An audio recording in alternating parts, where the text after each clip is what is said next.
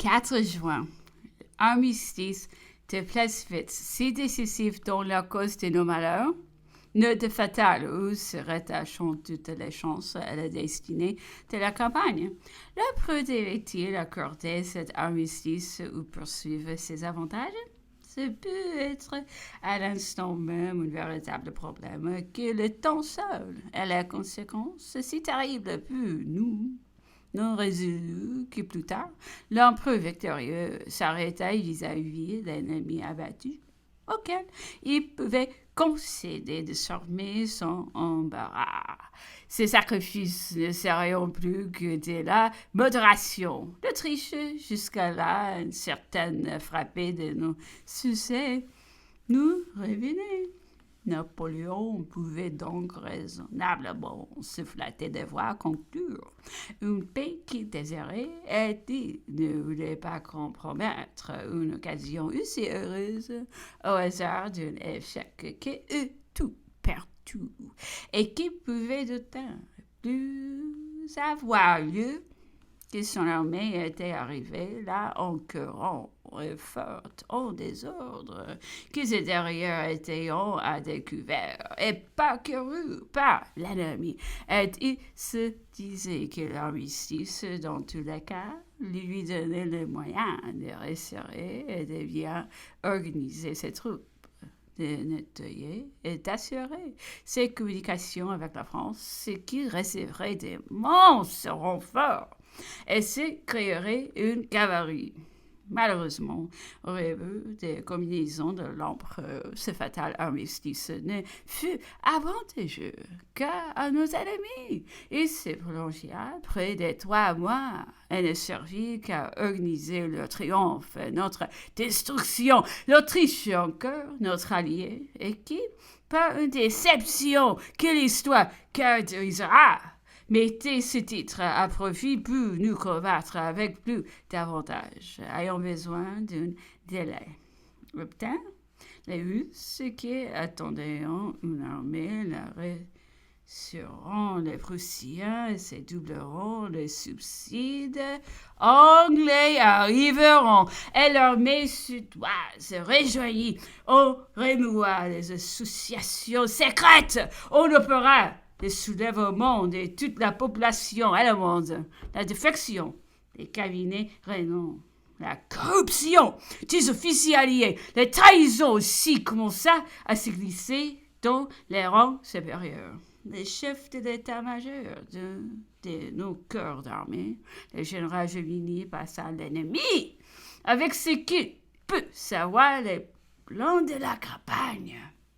L'empereur, bien connu par l'événement toutes les fautes de cet armistice, et qui eût mieux fait d'épouser obstinément avant, car si eux continuaient d'être heureux, les alliés, effrayés de se trouver séparés du secours de l'Autriche, avec laquelle ils ne se seraient plus étendus, coupés du prince de Suède demeuré en arrière, voyant les places de l'odeur débloquées.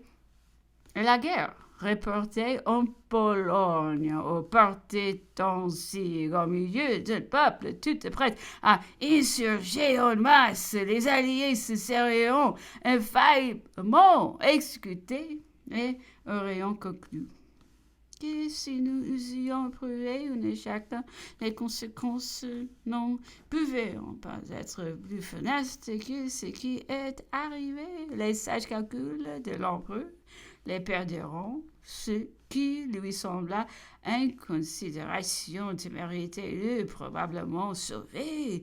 Congrès de Prague, le 29 juillet, revêtu après 2 mois de difficultés et d'incidents du Congrès sur la méditation de l'Autriche. Si toutefois on peut donner le nom de Congrès à une réunion où il ne se traita rien et où l'un des 2 partis était résolu d'avance qu'il en serait ainsi, les médiateurs et les adversaires étant également nos ennemis, tous se présentaient d'accord contre nous et avions déjà arrêté la guerre. Mais pourquoi se présentaient-ils donc? Ce qu'il fallait à l'Autriche par un reste de pudeur, un prétexte dans les débats pour nous déclarer la guerre, et que la Prusse et la Russie, de leur côté, croyant devoir à l'opinion de l'Europe cette démonstration illusoire de leur désir et de leur effort pour la paix. Tout ensemble, nous faisions là que sceller le système de leur machiavélique combinaison. Le véritable congrès pour eux ne fut pas l'instant où on se réunit à Prague, mais bien le 2 mois qu'ils avions précédé le temps nous a livré depuis les documents authentiques de leur intrigue et de leur machination, de leur traité même durant cet intervalle. On y trouve en effet que l'armistice n'a été employé par les amis apparents et les ennemis déclarés qu'à cimenter artificieusement l'union qui devait renverser Napoléon, a créé ce triumvirat destiné à peser sur l'Europe qu'il prétendait délivrer.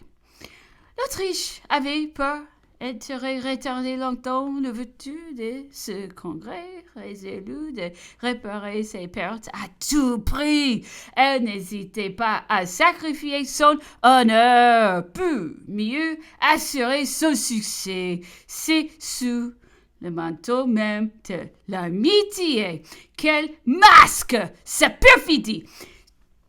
Se disant toujours notre allié, empressé à nous complimenter à chaque nouveau triomphe, elle insiste avec l'air du plus vif intérêt pour être médiatrice, lors même qu'elle est déjà convenue avec nos ennemis de faire cause commune avec eux. On l'accepte. Mais il lui fallait encore gagner du temps pour se trouver prête, et dès lors, se feront chaque jour des incidents nouveaux traités avec la dernière lenteur.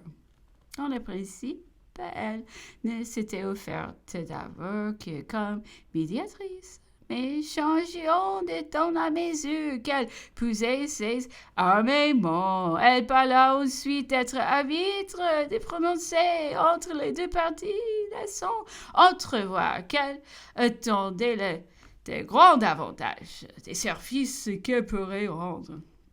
Enfin, au bout de 2 mois d'armistice, quand elle s'est crue prête, et que tout se trouva d'accord entre les coalisés, ils ouvriront le congrès, non pour y traiter de la paix et raminer l'amitié, mais pour mettre leur véritable sentiment en grand jour et insulter un visage découvert. Les Russes, surtout, se feront remarquer par un manque d'urbanité qui ne leur était pas habituel.